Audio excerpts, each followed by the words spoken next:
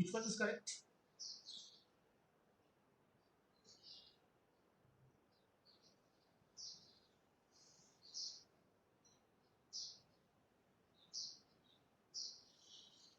Any idea?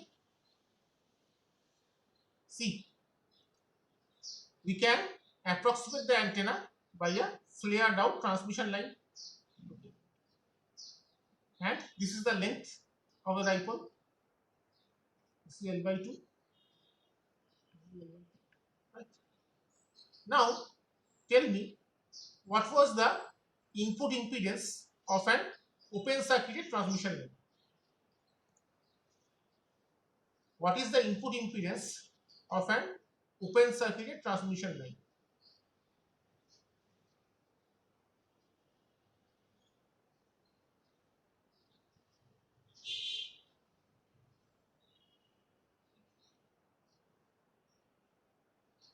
Yes, but at a distance of L.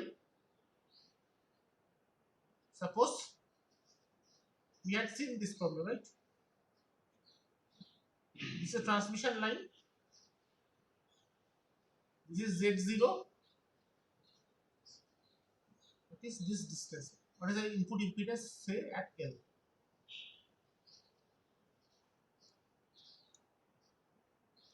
So Zin equal to, for an open circuit line, minus JZ0 cot of beta L. This we had seen. For a short circuit line, Zin was JZ0 tan beta L. For an open circuit line, input impedance is Zin equal to minus JZ0 cot beta L.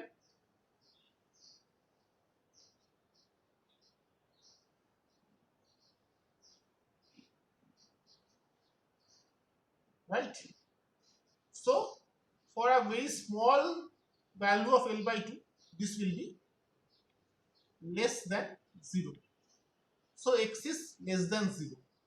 Or the impedance is capacitive, not inductive. Is it okay?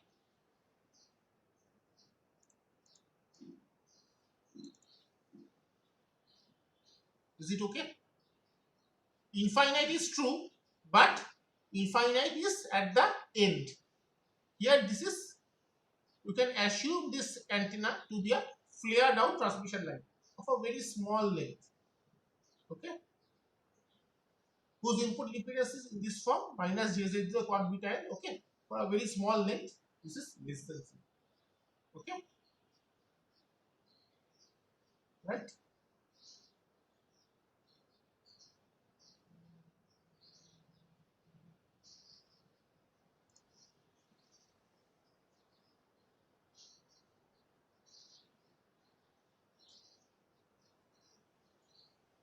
Now, tell me,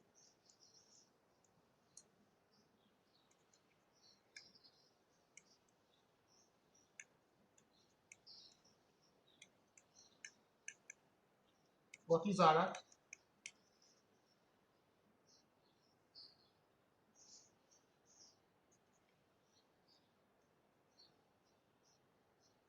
For a Hertzian dipole antenna, L is equal to lambda by 50. So, what will be RR behind this?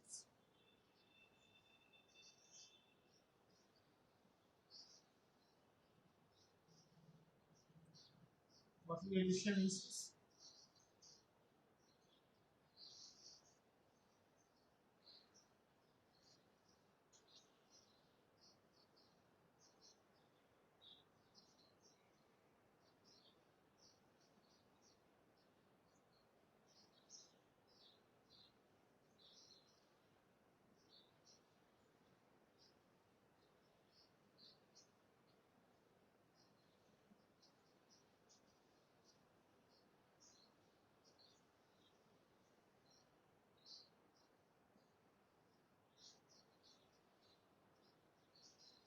What will be addition is? What is RR? RR is 80 pi square L square by lambda square. Okay. So put L equal to lambda by 50. What is RR?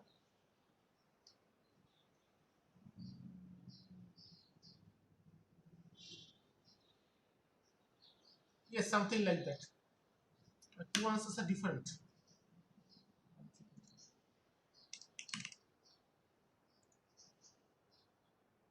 80 into pi square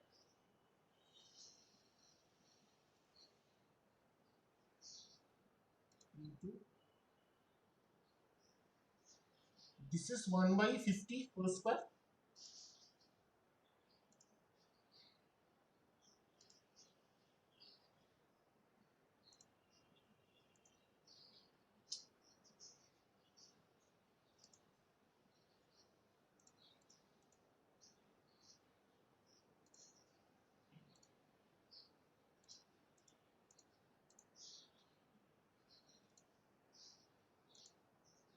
So there is 0.315. Yes, so Nitika's answer is right. Yes, 0.315. So tell me, what is the problem with this? Yes, right, 0.315. So what is the problem with this? That it is very, very difficult to match with a line. Right? We had seen how to match an impedance with a transmission line. So if Z0 is 50 ohms, okay, and RR is just 0.315 ohms, it is very, very difficult to match this 0.315 with 50 ohms. Okay, very difficult to match this impedance. And if impedance is not properly matched, then there will be what?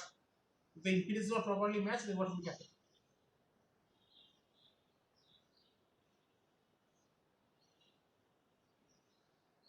If the impedances are not properly matched, then what will happen?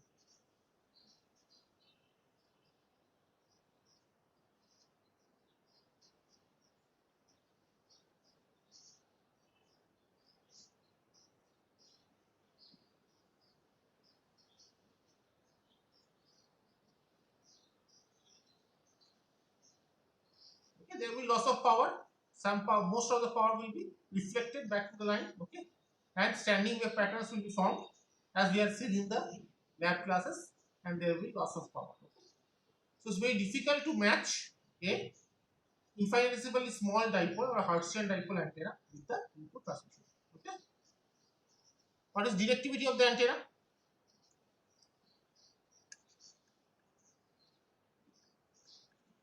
Directivity of Hertzian dipole antenna. This is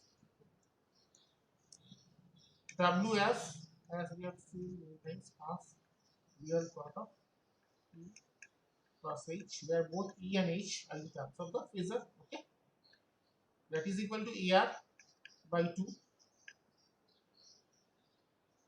eta, assuming 2 eta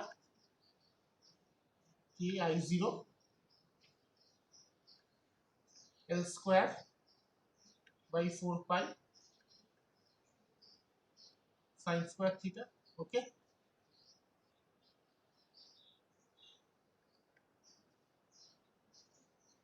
is it okay? We simply replace the value of H by this, right?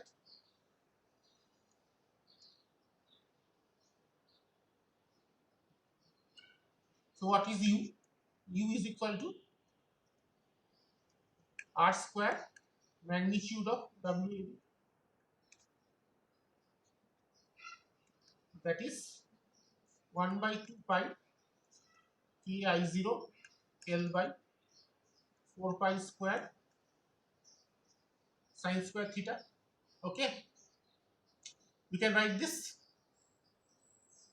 Let us say this is equal to A sin square theta, where A is equal to 1 by 2 pi KI0 L square by 4 pi.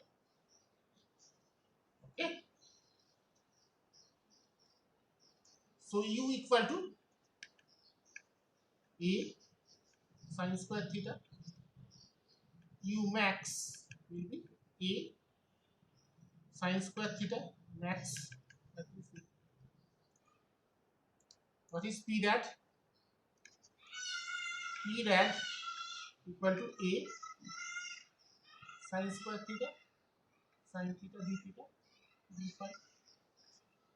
Pi is from 0 to 2 pi. Theta is from 0 to pi. That is a sin theta d theta 0 to pi times 2 pi.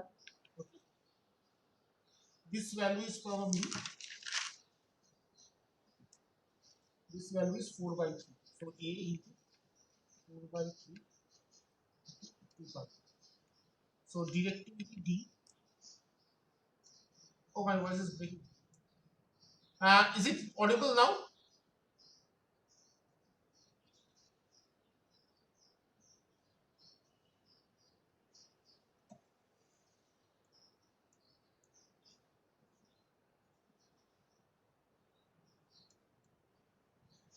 D equal to 4 pi u max by p rad. That is 4 pi a by a into 4 by 3 into 2 pi. So this is 2.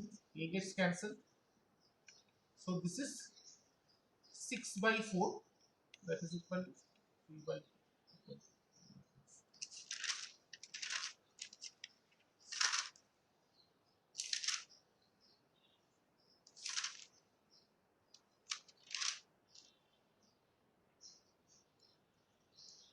Is my, can you clearly, am I audible now? Is it better? Is it better?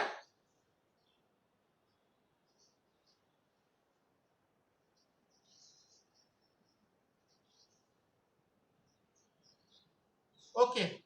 Okay. So check derivation. Directivity. Okay. For directivity, we use the same formula.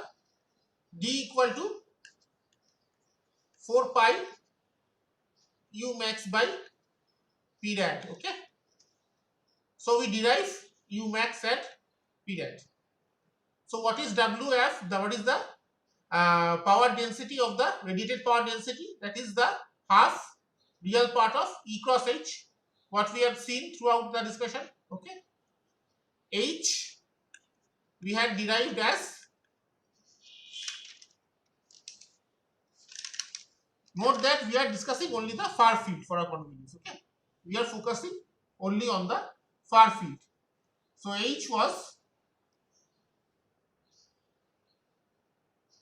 JK I0L sin theta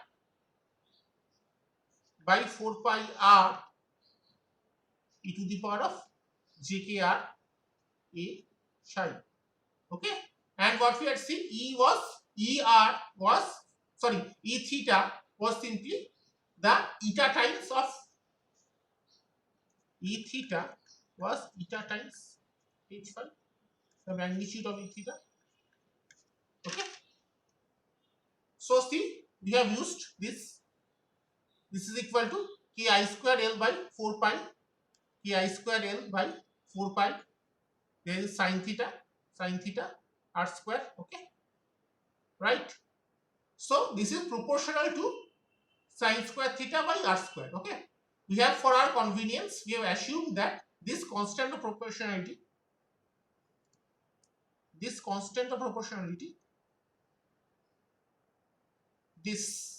is equal to a.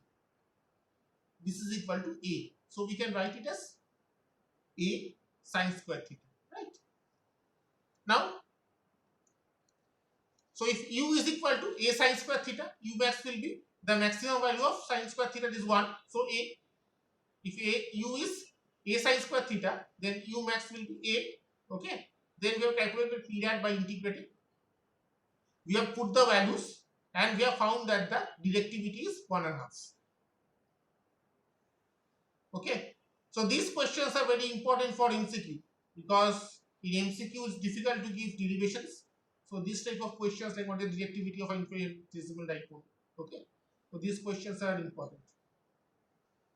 So after derivation, we find that the directivity is 1.5. Any questions regarding this? Any questions regarding this?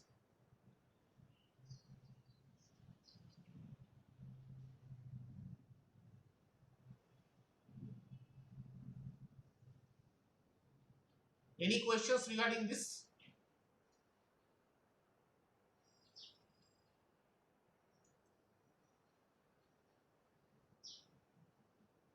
Is it okay?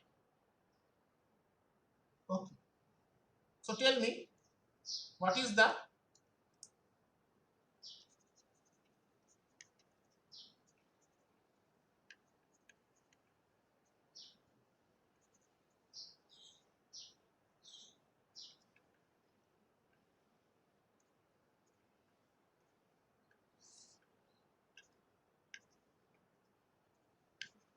effective aperture? Directivity is known. How to find it?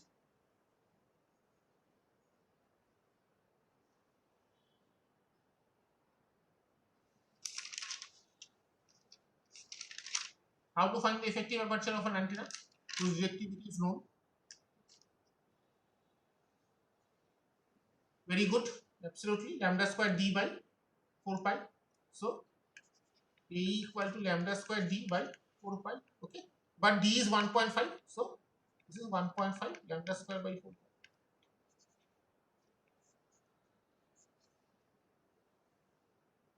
Right?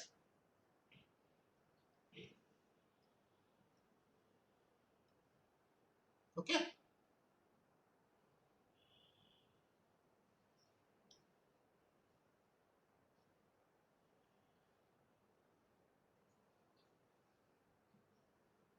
Right.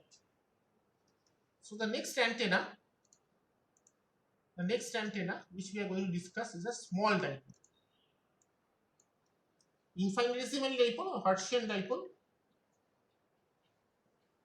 Hertzian dipole when L is in the order of lambda by 50. Small dipole is when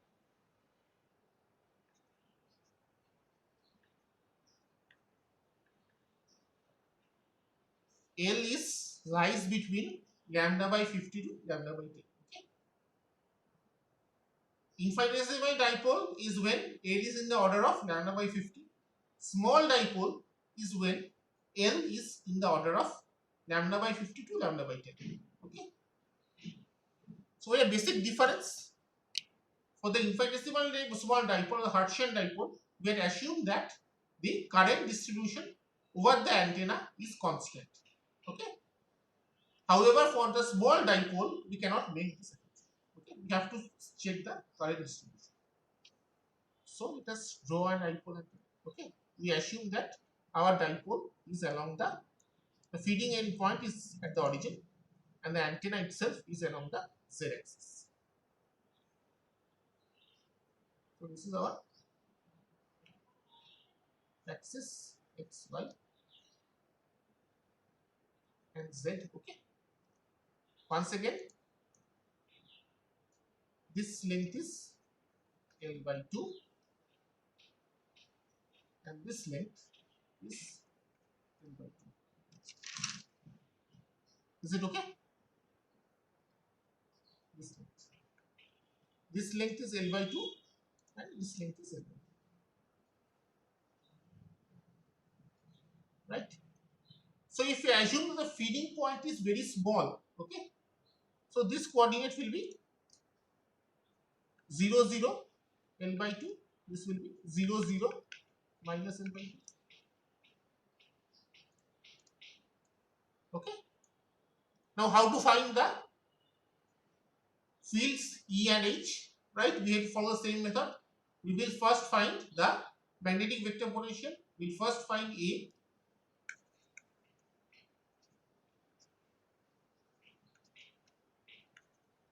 Then use A to find H. Okay. And for this discussion, we will focus only on the far field. We will not go for the near field. So, for far field only, we will take E theta equal to theta H. Okay. And I remind you that this assumption is valid only for far field. For near field, we cannot use this. But for this antenna and for the next antenna also, for simplicity, we will consider only the far fields. We will not consider the near field. Okay. So this is this, and of course, ER, E psi, HR, H theta, they are all 0. Once again, for far field, right?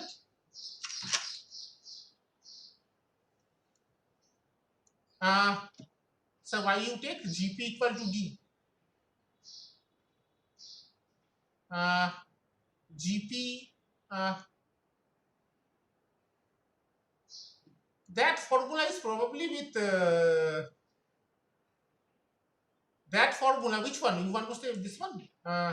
D equal to lambda square, sorry, A equal to lambda square D by 4 pi for this one.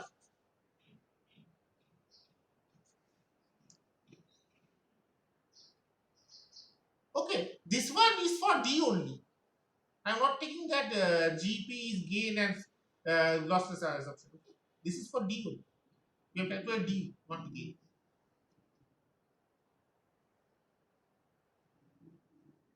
Okay.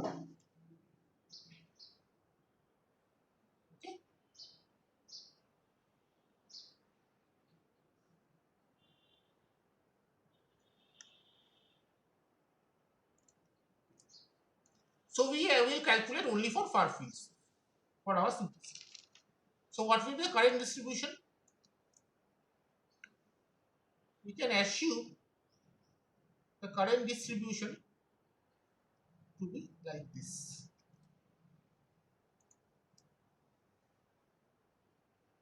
This is a straight line. I equal to I0 1 minus 2YL Z prime. I equal to for Z prime greater than 0. I equal to L minus plus 2 by L Z prime for Z prime less than 0. Okay. So if you put that Z prime equal to L by 2 in the first equation, I is 0.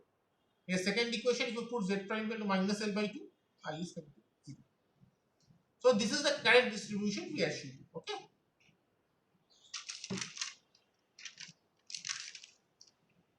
Right. So what will be the value of magnetic vector potential for this current distribution? A x y z. Remember again the distinction between x y z and x prime y prime z prime. Okay. This is equal to mu naught by 4 pi az minus L by 2 0 I0 1 plus 2L Z prime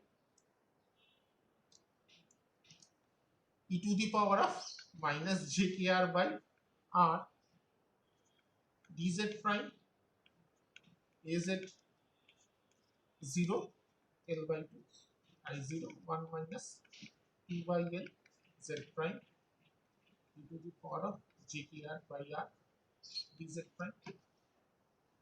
Can we write it like this?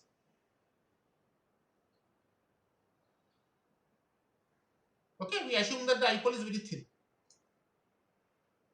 Can we write it like this?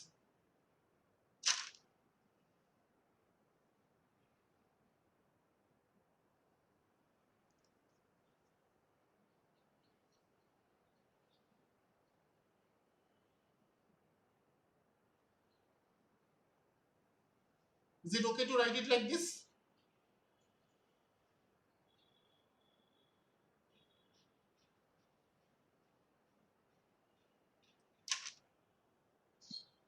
Is it okay?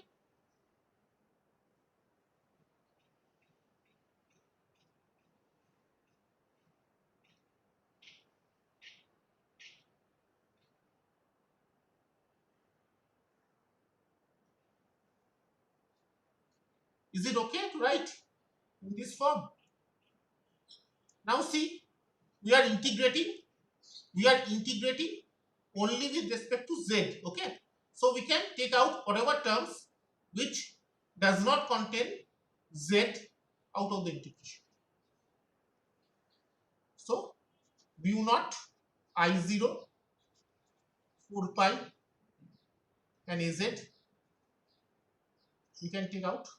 So we have minus L by 2 0 1 plus 2 by L z prime to the power of jkr by r dz prime plus 0 to L by 2 1 minus 2 by L z prime to the power of minus jkr by r dz prime.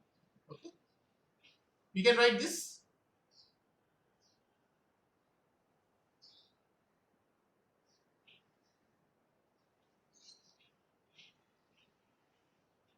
Okay, we cannot take r out because r is x minus x prime square, y minus y prime square, z minus z prime square, the square root of this. Okay, however,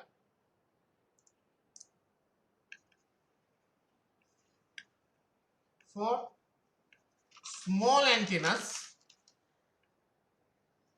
we can assume r equal to r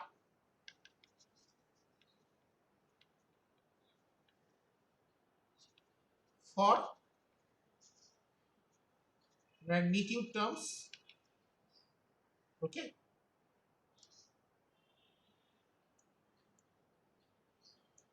also for the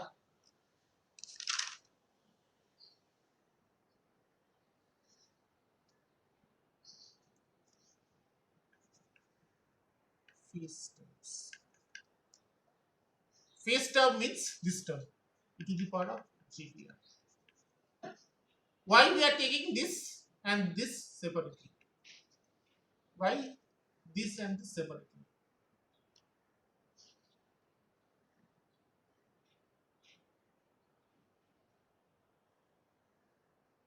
Why this and this separately?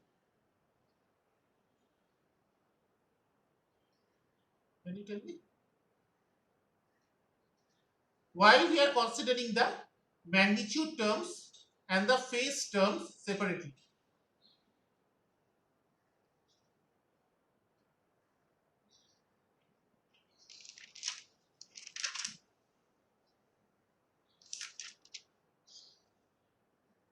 Because see, for the phase term, this r